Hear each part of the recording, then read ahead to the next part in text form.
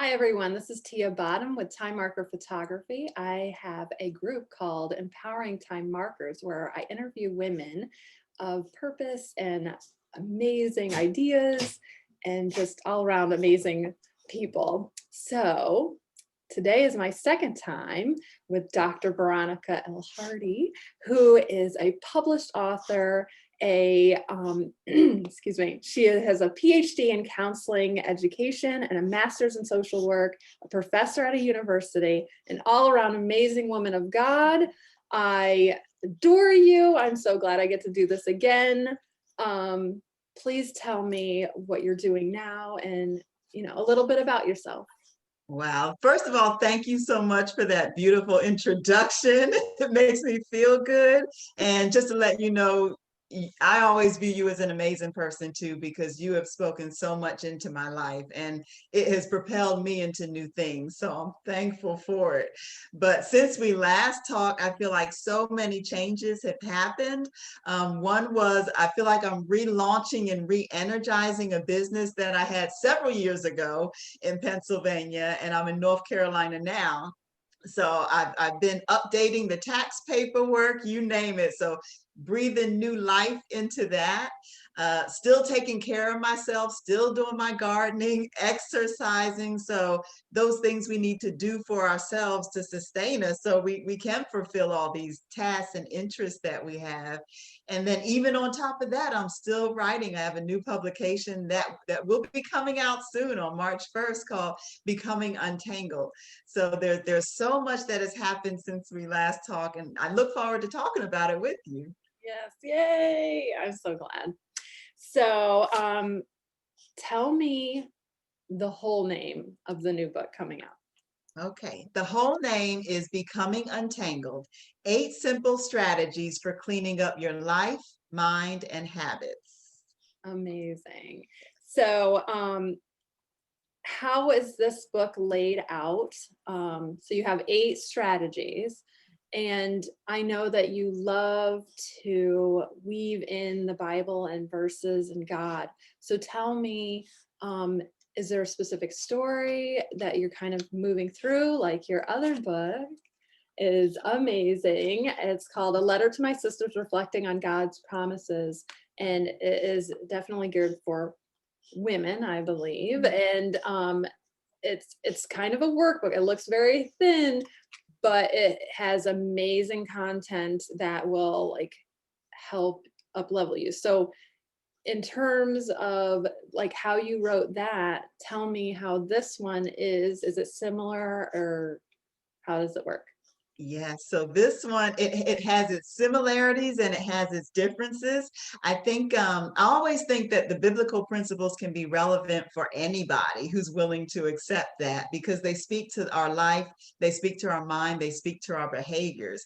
So I wanted to open this one up to everybody. Like you said, A Letter to My Sisters was specifically focused on women, but Becoming Untangled is open to anyone who wants to be able to read it. And I tend to include reflection questions throughout. In this book, instead of at the end of each chapter, there are questions and prompts throughout the chapter as you read each section. So making you think and reflect as you're navigating the chapter. And there are different stories integrated throughout each chapter as well. Stories from my own life, interactions I've had with other people, and various stories from the Bible that are definitely relevant today and the way we make our decisions, the way we think, and the way we come through situations. And I refer to it as 8 Simple Strategies because, as far as the Bible, I feel like God was very strategic in everything that he did, from measurements of the ark to the day Jesus was born. Everything had a purpose, very strategic, very decent, and in order. And for us to be able to pull from that and think of how can we be strategic in our lives, transitioning from my first chapter, which is called Come Out of Hiding, to my last chapter, which is called Enter a New Season. So Mm. all these strategies take us from coming out of hiding to entering a new season, whatever that may look like for you as an individual. And it sounds like you could probably reread this and redo it at different seasons in your life, right? That is a perfect point. Yeah, because seasons, they last for a period, right? It may not be meant to last forever. You may get to a point where something doesn't serve you anymore. It no longer serves you. So now let's get ready for our next phase. So yes, people can pick it up again as they're transitioning and gain something new. So is this for emotional strategies, mental strategies? How would you? All of the above, all of the above. I think it starts out, it's a good mix of them because it starts out, the first chapter is called Come Out of Hiding. And that spoke to me because a story, I think I shared it with you before. I was on a cruise ship, the band was playing, and I said to a friend, "Oh, I want to get up there and sing with the band." And she made a comment, "Oh, yeah, you should sing up front, like be one of the front singers." And I said, "No, no, no, I just want to be in the background." And she said, "Why would you want to be in the background?" And and she said a little bit more than that, but when she said it, I reflected on my whole life when she said it, that she saw something. I had this repeated pattern of being in the background or hiding or feeling like I wasn't good enough to be forward or in the front. So I decided right after that cruise, I was going to come out of the background and Yeah. come out of hiding. And when I did, that's when I ended up publishing a letter to my sisters. And that was a first step in coming out of hiding. And I had a photo shoot, and that was another step in coming out of hiding. So again, that mental and emotional piece, they tend to flow together all throughout the book. Yes. And I love how you write because it's real world, it's real emotions. It's not just like biblical writing. You're just using Right. it as support, which leads me to a question that someone asked you. If you're not Christian, will you still get something out of your books? Yes, I think definitely. As I was mentioning, I think biblical principles are relevant for everyone. And many of the scriptures are very inspiring and encouraging, and we can meditate on it and let it really speak into us and support us.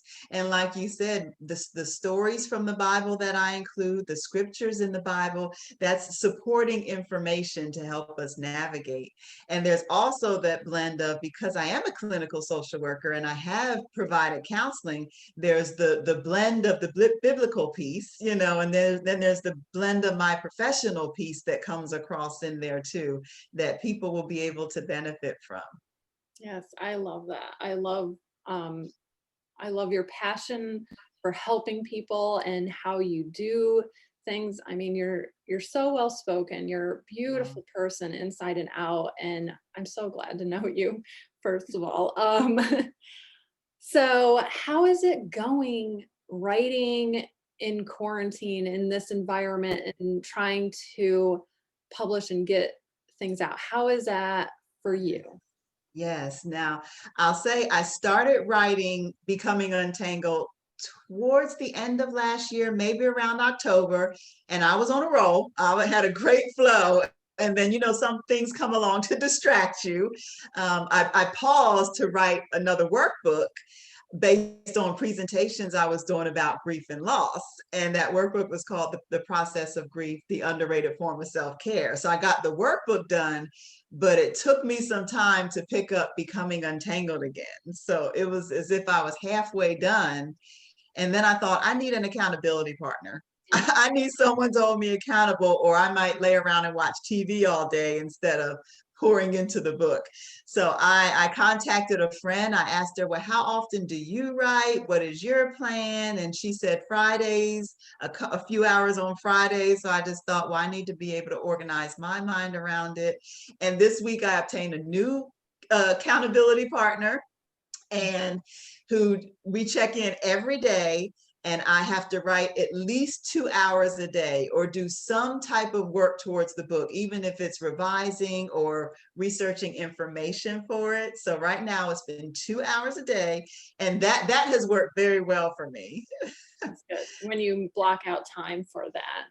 And really, yeah, accountability partners are fantastic. That's a great tip for other people. Yes. So side note, what would be your go-to show or movie that you would watch? Well, let's see. I am such a Law and Order SVU person for what, over 20 years now? Wow. So I am so committed to that show because, and I think it represents a lot of what I do and a lot of what I'm interested in: human behavior, the mind, justice, Yeah. you name it. So it's, yeah, I just saw a new episode came out. We're back in season. So that's like my little getaway Yeah. to be able to watch Law and Order SVU. I'm so committed to it. That's awesome. And I mean, I don't know if it's good or bad because there's so many branches of that, right? And it's Yeah. been on for so long. So it's almost comforting. That's a great show for you, for Yes. definitely. And it tells me a little bit about you. What are you reading right now? Do you have time to read when you're Hmm. writing so much? Well, I say what I read is a lot of what's online. Mhm. So there is a social work magazine, and I'll say I like to read what's short. It's so I can get through it. I think ever since I started teaching, it's been challenging for me to get through a whole book. So right now, a lot of what I'm reading is maybe around social work, but social work is so diverse. You're introduced to issues of diversity, issues of social justice, and even people sharing their life stories, which to me is so interesting to hear. Mhm. So lately it's been this social work magazine called The New Social Worker, and it has information on everything, whether it's ethics, whether it's the issues going on in our country now, right now, and how people are responding and what they need, or the pandemic and how people are responding to that, the different types of loss. So it seems like my TV shows and my reading all tie into Oh, what I do. I get it. Yeah, I find myself gravitating towards things because then you really know that that is your passion and part of why you're here. I just want to say that I adore you and I think that you are blooming and coming into who you were destined to be at the perfect time. Like everything that's led you to this moment and why you're doing all of these things, it's like the perfect moment of how many people need you right now. I love your writings, the workshops that you do. It's really changing lives. And I think that I'm so proud to know you. And I am so excited to see how far you go because you're an amazing woman. And this is definitely your time. It's coming. And like, you're just amazing. So I just want to Gosh, say that to you. I love how you speak into me. It like breathes even more energy into me. And I'm in a time in my life where it feels right, what I'm doing, every piece, every branch that is growing off of this, it feels right. So I'm so thankful for it. You're so needed in the world. And I'm glad you're here. So Oh, I just want to say that. thank you. So tell me, okay, so this book, the eight sim or Becoming Untangled, is coming out March 1st on Amazon in hardcover and ebook. I'm going to post that link below. And also you have another book. Can you tell me what that's about? Because that's on a different level in a different way, but very helpful. So tell me a little bit about that. Yeah, so this is another book that I'm very excited about, and it kind of stemmed out of me being a university professor. And generally, when we have new faculty coming into the department, I step into a position of mentorship. And someone encouraged me of when I told them I was doing a presentation on grief and loss and other types of presentations, and they said, well, you need to do a presentation on how to kind of receive tenure and promotion. And I thought, okay. And then after talking to them, I said, well, presentations can be very short term, but let me give them something tangible they can hold in their hands. So I decided to write a book, which I'm working on now, called From Hire to Hire. And the first hire is HIRE, from the point you walk in the door to hire, being lifted, so climbing the ladder of that tenure and promotion process.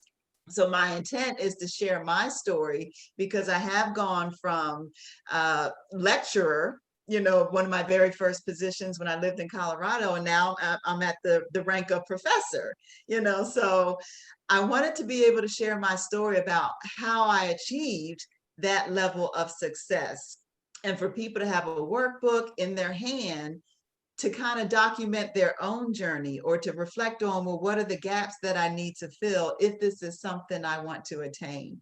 So my hope is that it will be a helpful tool for all those who are either in academia or interested in going into academia, to have a framework when you are hired and enter through those doors. I mean, it's amazing. And I love that you're doing that. So that's coming out in April 1st. Yes, that's coming out in April. Yes, on Amazon. So I'm looking forward to that. Yes, I mean, so I get that. Like when an idea comes to fruition, you're like, yeah. And I love that your next book, in the first chapter that you were talking about, because I thought that too. I was like, I was searching for things to help me, a guide to help me for military life, and I couldn't find one. I was like, I'll write it then, right? Why not? If I've already gone through it, I can share my experiences. And I see that in you, like why hide it? Just Mhm. let people know. Like it doesn't diminish what you've accomplished or what you're going to accomplish if you lift other people up. And I think that we're coming into that era of really women helping women and other people, and to see the value that we all have in helping. Oh shoot. Sorry. Yes. I forgot that it comes through my computer. Yes. Yeah, real life here. Okay. So tell me, so we were already talking about like what's coming up. So you have March 1st, that book. So I'm gonna have that link. And then April 1st, I mean, you got things coming and going. Oh Rolling. my gosh, you're amazing. And even February 1st, you're going back to teaching too for the semester, Yes. right? Oh my Yes. gosh, you are Wonder Woman. Um, and then tell me a little bit about the grief workshops. I have attended one. It's beautiful and much needed, especially like people think that grief is only loss of someone, but there are many, many griefs. Loss of job, the loss of our normal life. Like what we're dealing with right now is a part of grief that I don't think people are talking about. And I love that you're doing that and bringing it to the forefront. And how often do you do this? Yes. And so with this workshop, my intention is to be able to offer it once a month. And I choose Saturdays because I have had people from international locations, Australia, United Kingdom, you name it, being able to attend. So I either try to do a weekend lunch hour, or if it's a weekday, in the evening. To hear the different types of grief stories that are taking place, because the way we grieve and process that is affected by our culture and where we are. So with the presentations, I encourage people to explore, when was the first time you ever grieved? Who were your models for grieving? What did they teach you? Did they teach you to hold it in? Or did they teach you to allow yourself to express it in the way that you feel is right? And then to just self-explore, how have you been grieving, especially over this past year? We've had, loss of loved ones. We've had loss of hopes, loss of jobs, which means loss of finances and dreams that people had planned for themselves. So how are we grieving that? And how are we stepping into 2021? And rebuilding and recollecting ourselves. So I wanted people to have something in place. In addition to other types of self-care techniques, like mine is gardening or exercising, but things that we do for the internal and our mind, and how we're grieving and transitioning through losses, coping and adapting our lives. So that's what that workshop really promotes for people. And I see it's something that will be needed on an ongoing basis, Absolutely. because we are constantly shifting in this country and in our world community as well. So that's why I want to be able to offer it once a month. And for people who aren't able to attend, that's where the workbook came in, where they'll be able to sit in their own space. And I know so many people are more comfortable, including me, being in my own space, processing in my own time.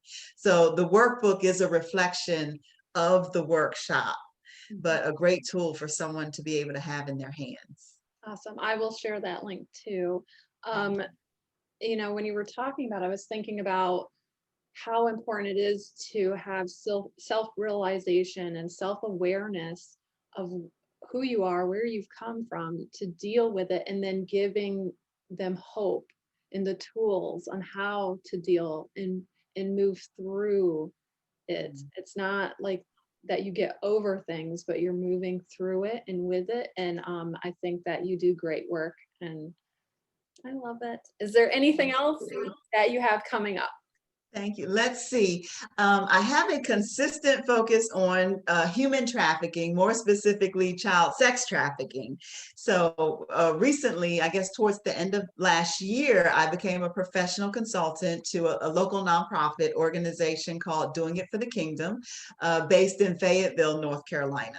And that focuses on human trafficking. And it is in its startup phase. So we're working on doing fundraising to help support the startup costs for a nonprofit. But we are going to have a presentation in January, but from there forward, our intent is to have more presentations throughout the year to keep that awareness going and to be able to respond to the needs of those who are surviving and coping with responding to human trafficking, but also prevention is my focus. And with prevention comes an awareness. So my heart is with promoting awareness in order to prevent this from happening. So consistently engaging in opportunities, and I always welcome invitations to speak on child sex trafficking, because I feel I'm covering or saving someone's life every time I have the opportunity to speak about it. So that's something that's coming and ongoing as well. Absolutely. Very important. I think Fayetteville is a great place to start. I think that, I don't want to get too much into it, but what I know is like I-95. Yes. I mean, starting chapters. Is this a thing that is growing? What's the name of the nonprofit? It's called Doing It for the Kingdom Incorporated, and it does have a website, Doing It for the Kingdom, online that people are able to access to find more information about it. Okay, I will definitely link that below as well. Thank you. Um, Thank you so much. You're always a bright light to me, and I'm so glad that our paths crossed at this time in our lives. And I I'm just so proud of you. I just want to like hug you. Like you're so amazing.